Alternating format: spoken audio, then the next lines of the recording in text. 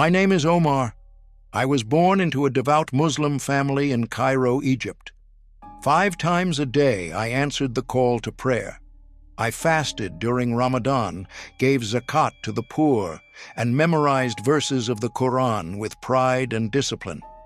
My father was an imam, my mother a woman of great modesty, and from a young age I was taught that submission to Allah was the highest calling of life. I lived with certainty in what I believed, certainty in who I was, and certainty that Christians were lost. To us, Jesus was a prophet, no more, no less. To worship him as God was blasphemy. That's what I preached, that's what I taught, that's what I believed, until the day I died. It was a Friday afternoon, just after Jummah prayer. I was driving through a crowded intersection on my way home when a delivery truck sped through a red light and slammed into the driver's side of my car. There was a loud metallic shriek, glass shattered, and then nothing. Darkness. Silence. I didn't feel pain. I didn't feel anything. I opened my eyes, expecting to see the hospital, my wife, maybe the paramedics. Instead, I was standing in a vast white expanse. No ground, no ceiling, no walls, just light. It wasn't blinding, but pure and warm. For a moment I thought I must be dreaming, but then I heard my name. Omar. It wasn't in Arabic, it wasn't in any language I knew, but somehow I understood it perfectly. It cut through me with love, sorrow, and majesty all at once. And when I turned toward the voice, I saw a man standing not 10 feet from me. He was dressed in white, with scars in his hands, and a gaze that looked straight into the depths of my soul. I didn't need to ask who he was. I knew. It was Jesus. I stood frozen. The Jesus I had denied my entire life stood before me, not angry, not accusing, but with a sadness in his eyes that made my soul tremble. He didn't speak right away. He simply looked at me, and in that gaze I saw everything I had ever done. It was not like watching a movie. It was like feeling every moment through his heart. I saw myself as a boy, refusing to play with the Christian child next door because I believed his faith was wrong. I saw the pride I took in correcting people's beliefs, the anger I felt toward the West, the sermons I gave, mocking the crucifixion. I saw the arrogance I wore like armor. But what shocked me most wasn't what I saw. It was what I felt from him, love. Even as my sins were laid bare, he didn't shame me. He didn't turn away. He stayed. Tears began to fall from my eyes, real tears, though I don't know how, since I wasn't in a body. I dropped to my knees and said, I didn't know. I didn't know it was you. My voice cracked under the weight of it all. I had been so certain in life, so convinced that Christianity was wrong, that Jesus was just a prophet. But now I was looking at the risen Lord, alive, eternal, and burning with a holiness that made everything else I'd ever believed feel small and fragile. He stepped closer and reached out his hand. When I saw the scar in his wrist, raw, glowing, I broke. He touched my shoulder, and it felt like fire and comfort all at once. You have been zealous, Omar, he said, but not for truth. His words weren't harsh. They were an invitation. Why are you showing yourself to me? I asked. I didn't follow you. I rejected you. He knelt down to my level and whispered, because I love you, because I died for you too. My mind couldn't grasp it. I had recited the Shahada 1,000 times. I had bowed toward Mecca, fasted, served, taught, but in this moment I realized I had never truly known the one who made me, and in front of him all my defenses collapsed. That was when he opened his hands toward me and said, Come, let me show you what you were never told. Jesus extended his scarred hands, and the moment I took them, the world around us changed. The light deepened, and suddenly I was walking beside him, not on earth, not in heaven, but in a place where time didn't exist and truth had no filter. Everything I saw was raw, radiant, and completely unexplainable by earthly standards. Yet my soul understood it all with a clarity I never had before. First, I saw the crucifixion, not as a story, not as an insult to God as I had once believed, but as the center of all love.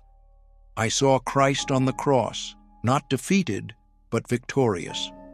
I saw him willingly embrace suffering, not because he was weak, but because he was absorbing the weight of every sin, including mine.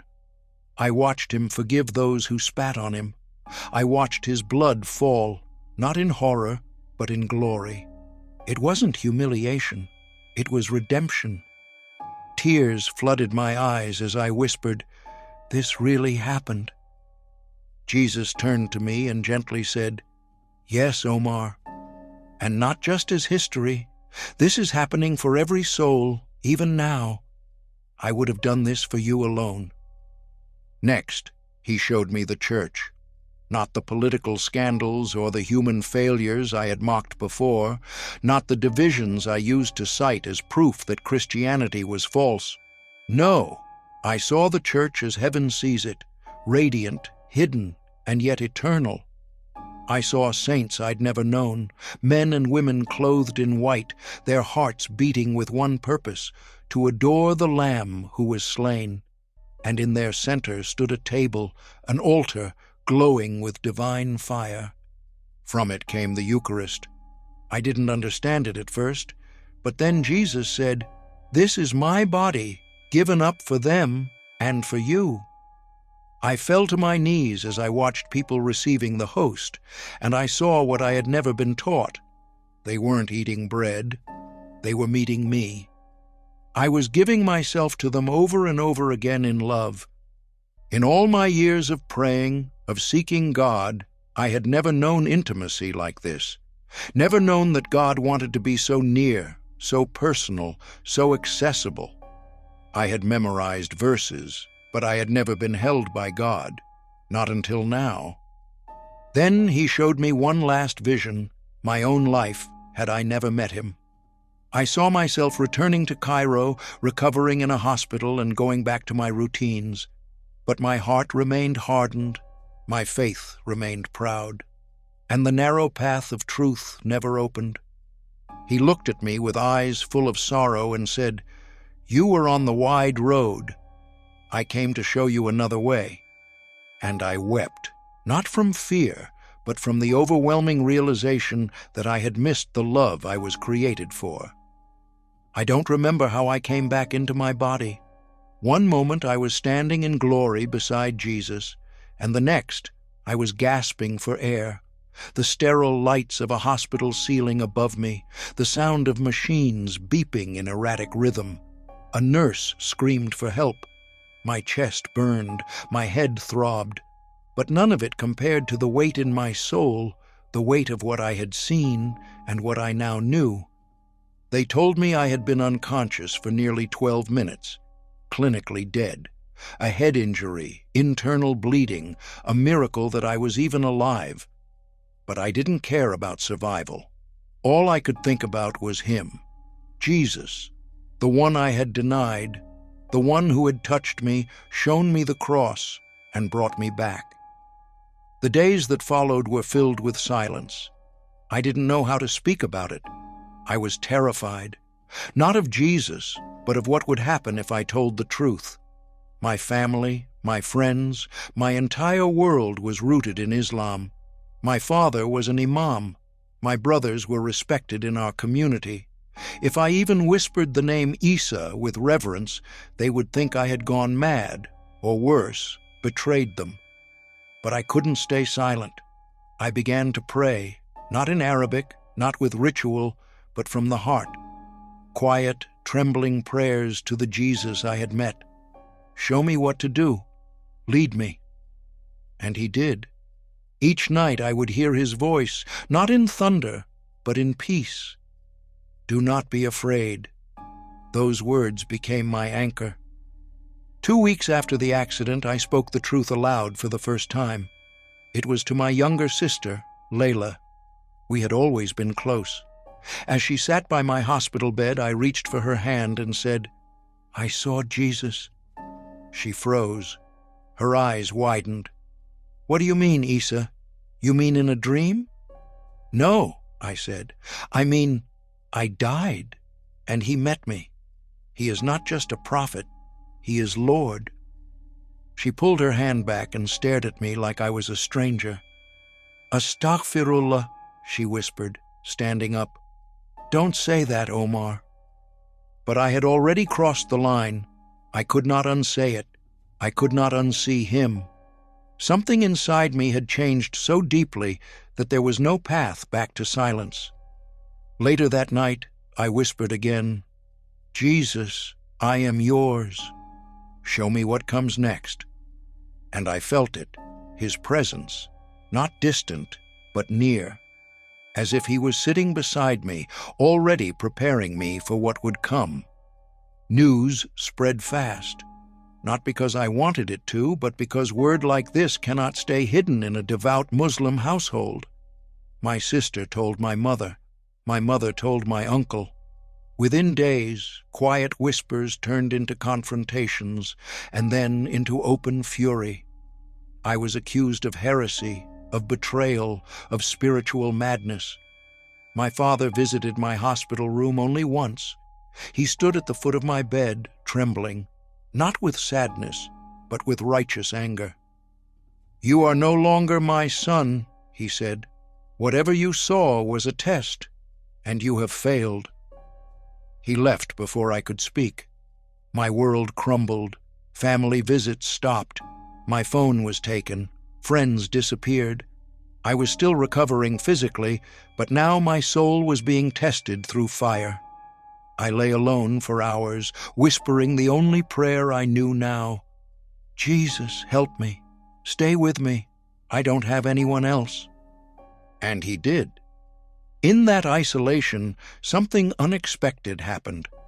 One night, a nurse entered my room, an older woman with soft eyes and a crucifix hidden beneath her collar. She sat beside me silently and then whispered, "I heard what they said about you. I want you to know. You're not alone." Then she handed me something that changed everything, a small rosary and a folded image of the Sacred Heart of Jesus. I clutched them like they were oxygen. She returned each night with short prayers, sometimes a verse from the Gospels, and once a small bottle of water she said had been blessed.